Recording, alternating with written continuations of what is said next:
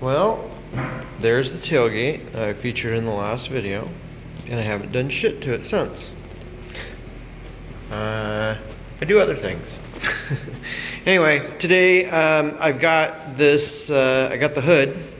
I got the hood to the GMC. I got the bottom side of it all primed out. I think that's pretty good to go. Today we're going to be prepping the hood. It's got a few little rust spots. There's one or two dings in there. Overall, it's not bad. Somebody took what looks like a razor blade to it. So I figured this would be a good one to kind of try to document and go through for you fine folks. It's hard for me sometimes to make videos because I shoot them on my phone and I shoot them in order, so what you see is generally how I filmed it and how it's gone down. I don't have an editing computer or editing software even on my computer to transfer this stuff, nor do I really have the time. I enjoy making these videos for you guys. I really honestly wish I had somebody to just kind of follow me around and do this, but this is the cab. I don't know if I've shown this to you. Here, let me back up a little bit. This is the cab to a truck. The other half of this truck is down at the other shop, and it will come to me. But this was chopped and channeled. I've been cleaning it up. This is just leftover mud I had after I re-welded some of the seams that were in here. Some of these are less than desirable, so I get to go around and fix that inside here too. You can see I already started trying to smooth this out. The person who did this before used one piece of metal here, so I got to recreate this seam in there. It means I got to cut some of that out. And at one time this had been swapped over, I'm assuming, to a 5-speed. I put this panel in because it doesn't exist, so I basically had to make it, because what was here was this. It sat right in there. Somebody punched a big hole through there, and once again, I'm assuming it was for a stick. Well, I guess that would be right if you were in England, but anyway. So that's what that was, and that is no more.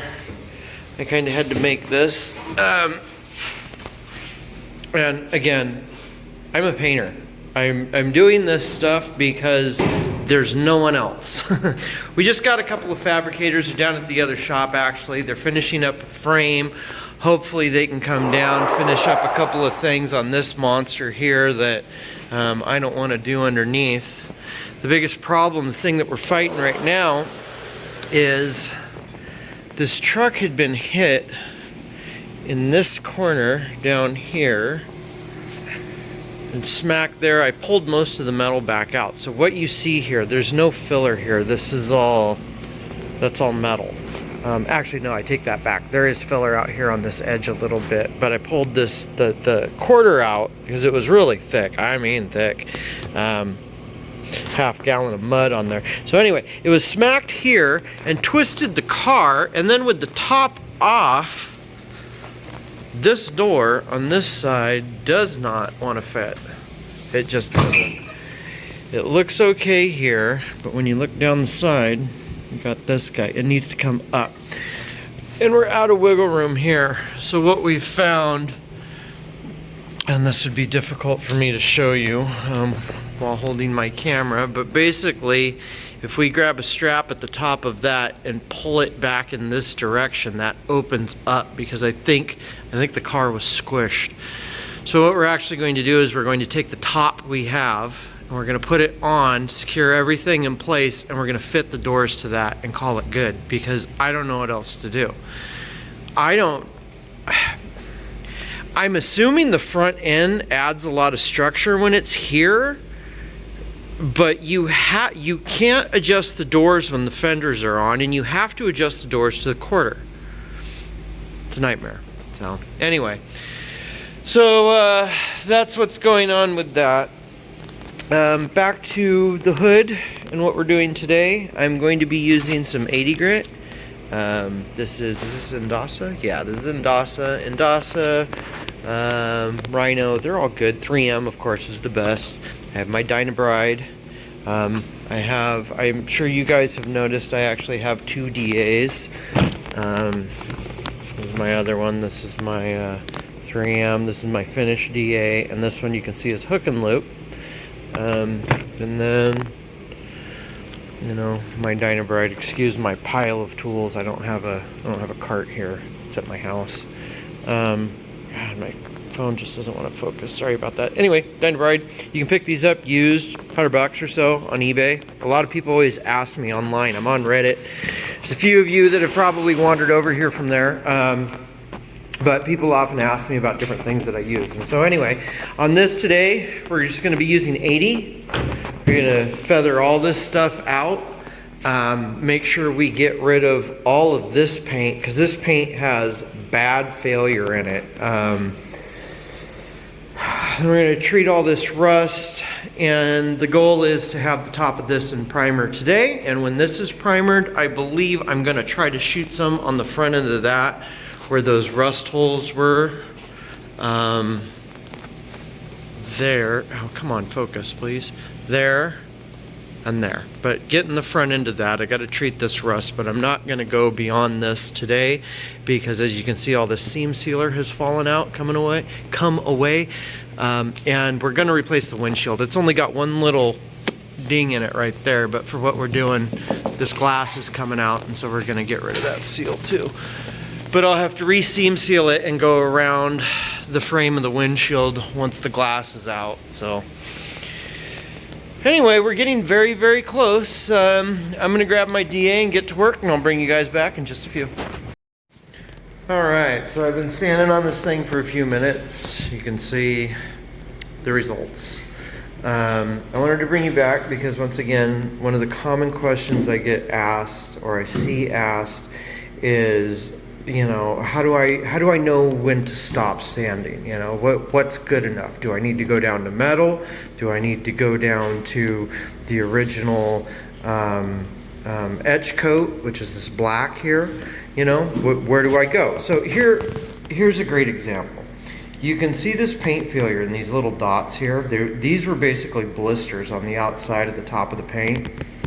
But you can see the paint basically looks like it's chipping away as I sand it with this 80 grit. But the layer below it, the pink, isn't as bad, right? But then when you get to this one, this is even better. So, because of what's been done to this, you know, it's a blessing and a curse what this person did with this razor blade, because every place they went down to this razor blade, I have to go to metal, and then I'm gonna probably have to treat the metal because you can see it's rusting. But they took off most of this paint, which fails like this. But this has to go. You have to have a soft edge. This is borderline acceptable. Again, I think what I'm seeing here is the big sanding scratches. I would still go deeper with this, and also like right here, I don't know if you can see that. That to me looks like rust trying to pop through. So you know, when in doubt, you know, you can go deeper. You know, if you're asking how far do I go because I've gone this far and this seems like a lot of work, well, then maybe you need a DA if you don't already have one. If you already have a DA and you've done this and this is still too much work, then you probably need to take it to a professional who has the stamina to do it. Again, this is a spot that was all rusted, and as you can see, I've gotten in here really well. This is only sanded it, but I have to treat it. There's little microscopic pieces of iron oxide that are in there that will just blossom and bloom and continue to grow underneath the paint and destroy all your beautiful work. It's not for the faint of heart. It's a lot of work, but if it was easy, everybody would do it. So anyway, I'm gonna get back at it, and I'll check back in with you guys in a bit.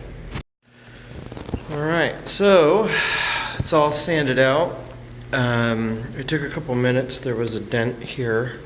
I pushed it up from the bottom, and then there was a high point here, and I knocked that flat. And I'm sorry I didn't film it. You know, I keep meaning to bring my tripod down here. So, at some point, you know, I gotta take care of business first. Anyway, it's all sanded. I treated it with phosphoric acid.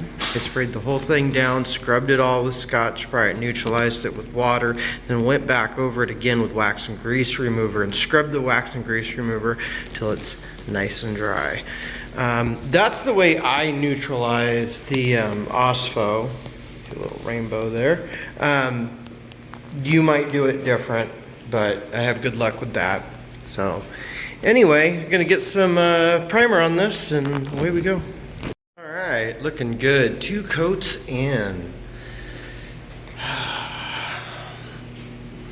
Went down nice and flat, and once again, you can see that guy right there. That is a dimple next to the high spot that I hammered down. So that will need a little bit, a tiny bit of filler, and then the other spot that I hammered right there will need a little bit of correction. But once again, this is the first round of primer. It'll probably get touched up at the very least, probably another entire coat. I'll block this with like 220, make sure this thing is ultra flat. Then I'm gonna prime it again, block that with 400, then she gets sealed and painted. But very happy with this. We got one more nice thick coat to go, and we'll be done with this thing. I'm sure it looks exactly the same as it did before, you know. So anyway, that's 3 good solid coats. Most of it's flashed off. It would probably be dry to the touch, although it would probably leave a fingerprint in it. Now with something like this, depending upon temperature, today it's just under 60 degrees, and inside, you know, it's a little warmer. It might be 60 in here. I've had the fire going. This should be ready to block out tomorrow when I get here 8 o'clock in the morning. Oh, actually, no, it's Friday. So it'll definitely be ready Monday. But if I was working tomorrow, being that it's about 1:30 in the afternoon now, 8 o'clock tomorrow morning, this would be plenty dry. You can block this out. If you had it closer, you know, you'd block it out. You could wax and grease it, and then you'd be ready to paint it. Although I already said what we're gonna do with it. I kind of left everything over here in a big pile. I did this on purpose. Trust me, I'm not a slob. And the reason is actually to show you what it took to do this. So, you know, once again, I was looking at this paper earlier in the video. One of these rolls, when I go buy it, I believe they're about $22, $23. So we'll call this $25 a roll. I can't tell you how many sheets are on here, but this is what we used on this hood to strip it back, right? And so if I had to put a dollar amount on this, it's under $4, $3, you know, it's not a lot. You can see that once my paper is done, I fold it over, I use it by hand, I try to get as much value out of it as I possibly can. There was the rags. These are just regular shop towels. One of these rolls of towels runs about $3 with the wax and grease, water, spray bottle, and then my wax and grease remover, which is actually over on the other bench. And a gallon of wax and grease remover is about 20 bucks. So with all of that in mind, you know, you can get an idea of what your investment is going to be when you start tackling these projects. And once again, this is just 80 grit. Then from here, like long block 220 is what we'll be using. Pop in here real quick. Like I said, I threw a little primer on these guys, so that's looking nicer. So this is long block, and what do we have here? This is actually 400, and this is for, you know, I mean, if you didn't know already, this is for the blocks, the actual blocking of it. You know, when you do it by hand, you can't beat this. This is how you make a panel flat. This would be the very last